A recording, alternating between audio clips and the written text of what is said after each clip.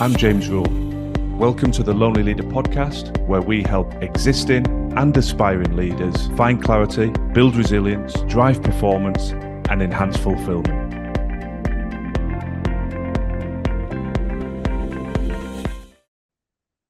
There's an interesting phrase that I often heard quietly, almost apologetically spoken to me, and that is, I'm not a leader, or I'm not really a leader.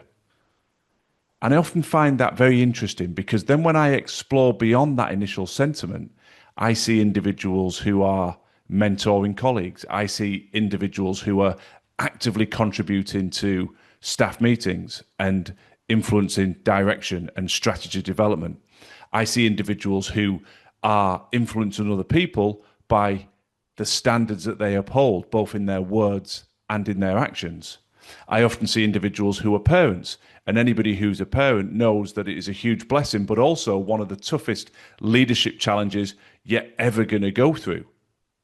So the reality is, I don't agree with that statement that I am not a leader. There is leadership inside all of us, and I think part of the challenge here is that people underestimate the power of the leadership that already exists within them, that hidden leader, if you will. And so today's episode is very much talking to those individuals who perhaps nod their head when they heard that opening introduction of, that's me, I don't really think I'm a leader. And it's particularly poignant for those of you who are leaders who have got people that you know have that hesitancy in them in their team. I hope you encourage them to listen to this episode so that they can step through that limiting belief and actually appreciate the quality of leadership that's already inside them and bring that to the fore, both for their individual betterment and also for the organization. So I just want to debunk another myth that sits in this space, and that is leadership's all about titles. No, it's not. Yes, people have titles. That's part of organizational hierarchy. People are referred to as the manager, a director, a CEO, a COO, whatever that title may entail. But leadership has always existed long before titles were given. Leadership since the dawn of time is about influence. Can you positively influence people? And how do we influence people? Well, it comes up through the words that we use, the actions that we take, our body language, the standards we set, as I alluded to earlier, and equally the standards that you tolerate. All of these things are having influence. And whether you recognize it or not, people are watching you. Now, I don't mean that in a sinister way, but it could be your children. They're watching. How do you act? How do you behave? What are the standards that you uphold? Your colleagues, your friends, your extended family members, your partner. Everybody's watching to see how you operate, and you are, whether you realize it or not, influencing them. That is leadership. Whether you recognize it or not, each of those environments, I would wager, we all operate in to some degree. We are all interacting with partners, extended family, children if we have them, colleagues, strangers. It doesn't matter. There's interactions going on every day. We have the power to influence people every single day. And that is what leadership's about. Yes, there are job titles, but you do not just wait for a job title to become a leader. You have a chance to influence people and bring your leadership to the fore each and every day, irrespective of the job title that you hold. In my work as a coach and a mentor, as I'm sure you can appreciate, I will encounter resistance on this point at times. I do meet people who say, no, I hear what you're saying, James, but I am not a leader. I am not a leader. They're just trapped in that limiting belief that leadership is seniority, is job title specific, etc. So I like to step into that space and discuss it by talking about the concept of an everyday leader and bring to the fore simple examples that I see in organization after organization where leadership is taking place irrespective of job title. So that could be as simple as the colleague that lifts somebody's confidence. They can see they're struggling. They have a word or a gesture to help lift their spirits. They perhaps step into a space to say, I can see you're struggling. Can I do anything to help you? That's a form of leadership. The person who speaks up when something's not quite right. Perhaps it's somebody's behavior towards somebody else. Perhaps it's a standard that's slipping. Having the courage to say, hang on, stop. Let's just discuss this. This isn't right. What you said there isn't fair or isn't justified. Or equally, I'm just going to speak to my colleague here or here because that standard is slipping. That is without doubt a form of leadership. And whether they recognize it or not, those actions are driving and influencing the culture, an environment where, hey, we can be candid, we can address situations, we can speak to people when standards are slipping, we can move and step in when we feel somebody's been unfair or unjust in their words, actions, or behavior towards other people. Again, it comes back to that buzzword, that's influence, that's leadership. And a lot of the cynics that say to me, no, no, no, when we start to paint pictures, have you ever done that? Have you ever spoken up when something needed to be said? Have you ever stepped in to help a colleague that's struggling? Invariably, there's a yes. Therefore, you are showing leadership. You are positively influencing other people. So I really like to anchor in this notion that leadership is not reserved for a select few that were born with a God-given talent to be a leader. There is a leader inside every single one of us. And challenge that concept all you want. But in my experience, and particularly this intensive insight that I've been given over the last few years working within the Lonely Leader, to coaching, to leading, to mentoring people, and seeing so many different cultural practices, so many different organizational structures and dynamics, but uniting them all is a premise that leadership exists in everybody. I haven't come to anybody yet who is categorically not a leader. Yes, there are different levels of leadership, and some people reach a level and they're comfortable, they don't want to go any further, invariably because of the level of public scrutiny or the level of pressure. But going back to the principle of this episode, I haven't met anybody yet that doesn't have the capability to positively influence other people, be it in their personal or professional network. There is an everyday leader inside all of us. Another perspective I'd just like to step into with you is invariably it's a lack of confidence that's the issue, not a lack of an ability to lead. We see a new role, we see a promotion, and that internal narrative begins, I can't do this, I'm not good enough, I'm not ready. And so that self-protective narrative pushes us back into doubt, insecurity. I'll just stay in my comfort zone. I won't apply for that job. I won't take that promotion. Now, just to give you some comfort on that, everybody experiences that. Very few people, unless they are a narcissist, believe that they have learned everything, know everything, can do every aspect of every job. Of course, every time you step up, there is more responsibility, more pressure, there are unknowns, and that will chip away at your confidence. But what I've experienced, both from my lived life experience and the benefit of coaching so many leaders, is rarely are we completely ready.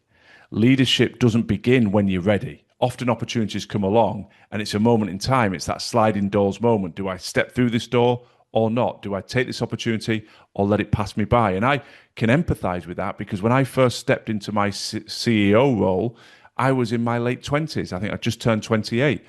And there was a huge voice inside my head saying, you're not ready. You can't do this. So it's completely natural. But actually, it just takes a little bit of courage to say, I can learn, I can develop the knowledge and insight to help close some of those gaps in my knowledge. I can develop my skills to close some of those skills gaps. But I can also tap into the inherent strengths and abilities that I already have and combine those two things to actually lead with some impact. So I can 100% relate to the fact that confidence starts to waver when that moment arrives. I remember stepping into that. My predecessor was a lovely man, but he was decades older than me, a lot more experienced. And so that internal narrative is, can you do it? Are you ready? And so I think a nice way of framing this is leadership doesn't begin when you're ready. It certainly doesn't begin when you receive a title. It begins when you take responsibility. When you step into that arena and say, right, let me have a crack at this. Let me step into this. Let me bring the best of me to the fore. I'm going to take responsibility and I'm going to try and be the best leader I can be. On the subject of taking responsibility, I just want to circle back to a point I made at the start of this episode about parenting. For those of you that are parents, there is no greater leadership challenge. And for those of you that are not parents, humour me with this analogy. It'll be brief. But when you think about children, what are they doing? They are watching. They are observing. They live under the same roof as you in many cases, and therefore there is no place to hide. They look at how you look after yourself, how you look after your health and well-being. They look at how you treat other people. They look at how you respond under pressure. They look at how you deal with setbacks. They look at the level of discipline you bring. They can see your consistency, whether you are true to certain principles or whether you flip and flop and don't have any real discipline or consistency.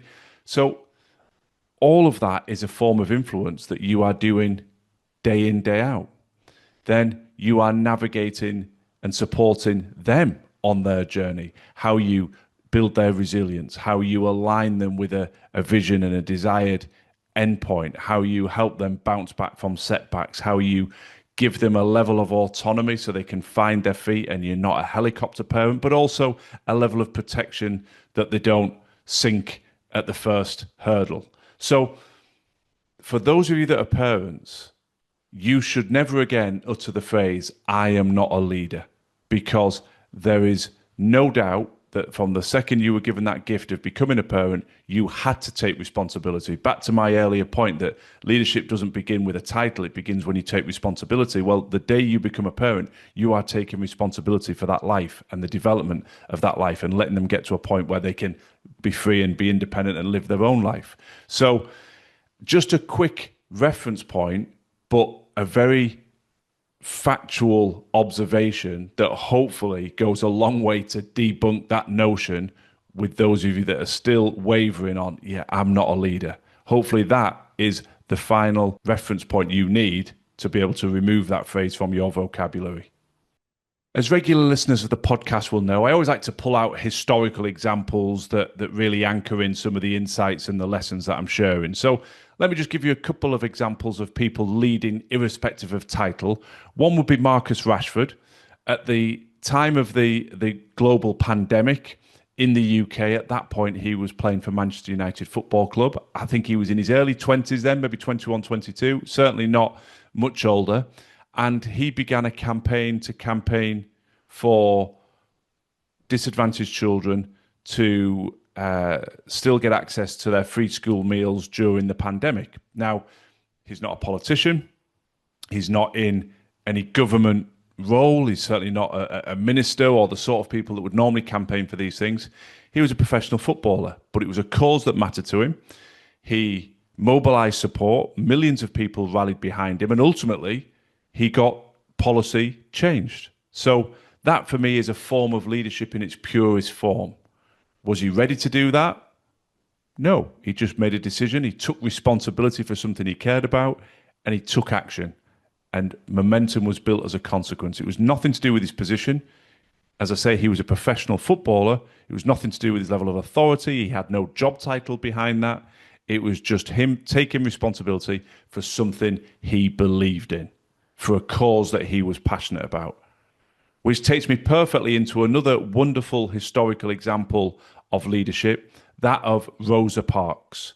Now, a lady that probably needs no introduction, but those of you that haven't heard of Rosa Parks, that was a lady who, during the height of racial intolerance and segregation in the US, she refused to give up her seat on a bus in Montgomery in 1955. Now, at that particular time, there were certain places that black people could sit on a bus and certain places where they couldn't.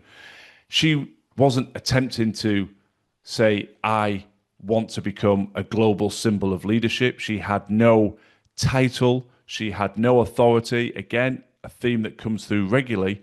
She just simply decided that something wasn't right. And I talked about this on a much more smaller scale, if you will, in terms of many offices when people speak up for things they see that's not right.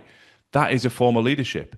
Now, Rosa Parks' decision sparked a almost revolutionary moment in terms of giving people the courage to stand up for their civil rights, and change happened.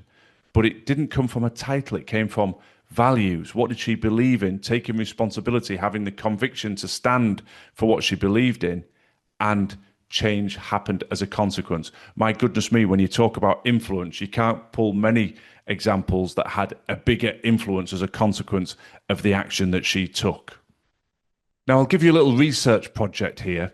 If you do speak to leaders in your ecosystem or beyond that, people that you get to know in the future, I guarantee if you speak to them, did you feel confident, 100% ready when you stepped into your role? The majority are going to say, no, I had uncertainty. I wasn't sure. I was questioning myself in some capacity. My confidence was being challenged. But what unifies all of them? They stepped forward anyway. I'm sure Rosa Parks felt huge nerves and uncertainty, refusing to stand up in her seat. And that's just one historical example. But bringing it down to a local level, people in your organization, nobody was born a leader. Everybody's gone through that uncertainty. And when you hear that, hopefully it gives you confidence to say, oh, right. So what I feel is completely natural. What I feel is what everybody feels. And the only way to remove that uncertainty and that lack of confidence is to take action, is to step forward and to start to learn in the role. My confidence will grow, the uncertainty will diminish, and I will recognize, oh, actually, I can do this. I can lead. So, some practical examples. What can you do? I love simplicity. I love to always have some actions at the end of every podcast that are simple takeaways. So if I was to pull out 3 elements that you can actually step through those limiting beliefs and start leading today, the first one would be raise your standards. People notice what you say, what you do, how you dress, how you act. They notice people that are reliable, that are consistent. That is a way to influence people. Just your standards, the level of behavior and action you hold yourself to is a standard that will influence people. Something that comes up regularly with my clients is timekeeping. Some people get really frustrated with people being late. Is it okay to start the meeting on time? Of course it is. Just because people are running late, that doesn't mean that you should always start every meeting 10 or 15 minutes late, because then that's a form of disrespect to the people that have got there on time. So you set your standards and hold yourself to them. Other people will be drawn towards that. Secondly, take responsibility. Don't wait to be told. Just like watching the evolution of your child.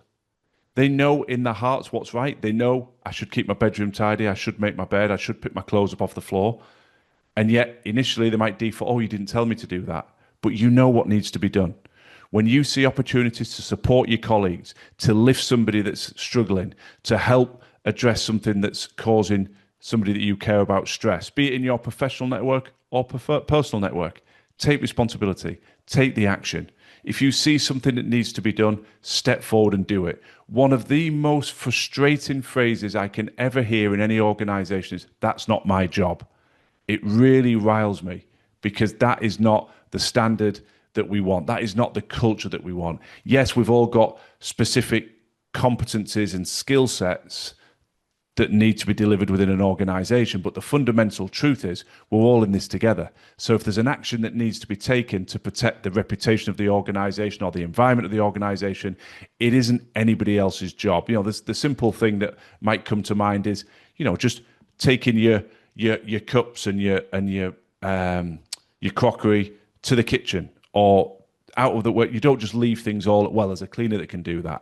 Well, yes, there is a cleaner that comes in, but we're all in this together. And those simple acts, those simple standards have an impact. But forgive me, I can go off on a tangent, so I'll pull myself back from there. Take responsibility is the important second point that I wanted to share. And thirdly, encourage others. Now, I know I touched on this in terms of take responsibility, but the best leaders encourage others. They create a belief.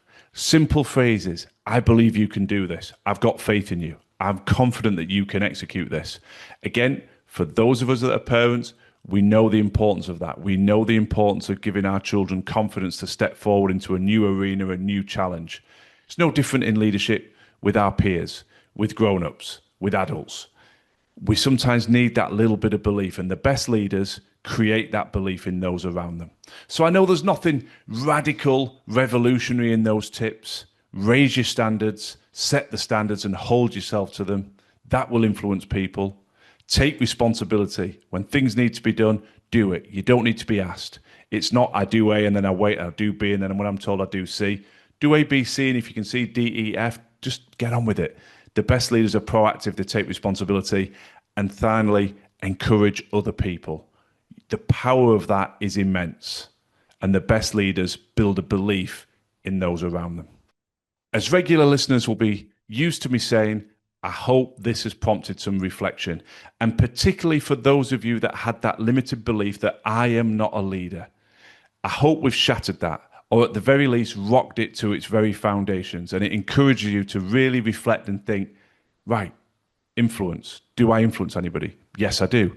Can I set standards? Yes, I can. Can I take responsibility? Well, absolutely.